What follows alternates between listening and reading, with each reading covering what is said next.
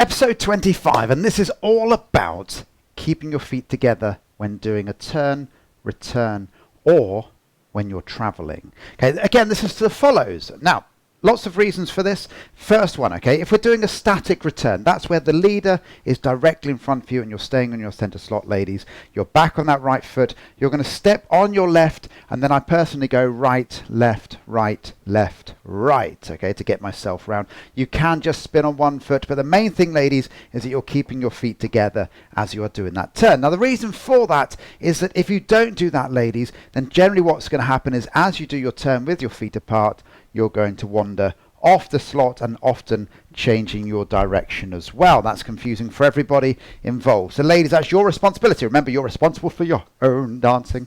Okay, so you've got to make sure that we're stepping and we're keeping our feet together for a static return. Relatively straightforward that. The next part though, is all about when we're doing a traveling return. Now again, I was chatting to somebody the other day, and they were thinking to themselves, I've got to get across to the other side. And that's what we do say to you, ladies, okay? However, the men should be meeting you halfway. As a leader, we shouldn't be going, you stand, I stand here, drag you from one side to the other, okay? So the men should be making their way across as well. So you don't actually have to go as far as you think you need to. So the main thing, ladies, is you get your weight back on that right foot, you release and replace the weight onto that left foot. But then what lots of ladies do at this point here is take a big step with their right foot, and they literally have their feet that far apart, and then they go little step left, little step right, and you don't really get much movement in any of the body.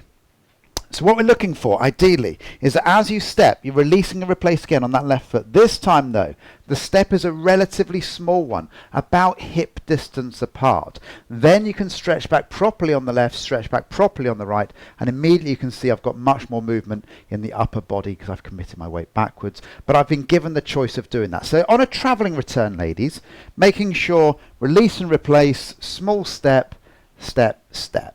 Okay, and then you get all the movement that way. Now the same applies for if we wanted to do from a slingshot. So imagine I'm back to being a leader. I've twisted my partner out to the side, ready to do a basic slingshot. Okay, so from the follower's perspective, I'm back on that right foot. Now again, what lots of ladies do is they might do the release and replace. Let's go for it for now for that particular part. Okay, but again, what lots of ladies do is they'll take the big step out with their right foot. Now, why isn't that ideal? It's not ideal for a number of reasons. Firstly, the same as the other side, okay? If you take a big step here, you've got to go little step, and then you won't get much movement in the body. Okay, so you've got to make sure, ladies, that you are taking small step, and then you can stretch properly as you're changing places. The other reason is the classic position for the leaders to put you into a dip or a drop. So as you come around here, if you've got your feet together, ladies, then it's very easy to then pivot on the spot, get the weight back on the left foot, and then stretch back on that right foot and go into the lean position.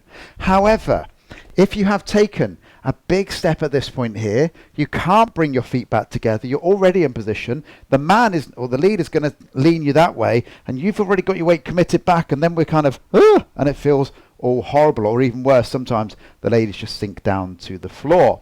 So ladies, really key for yourselves that from this position here, bring the feet together, again, about hip distance apart, and then whatever the man wants to put you into will be much, much easier. Okay, so that's what we're looking for. So that's why we keep our feet together as we're doing a turn. Even if it's a traveling return, I appreciate they're not going to be completely together, but relatively close together, you'll find dancing much easier. Don't forget to subscribe. This has been episode number 25, all about keeping your feet together.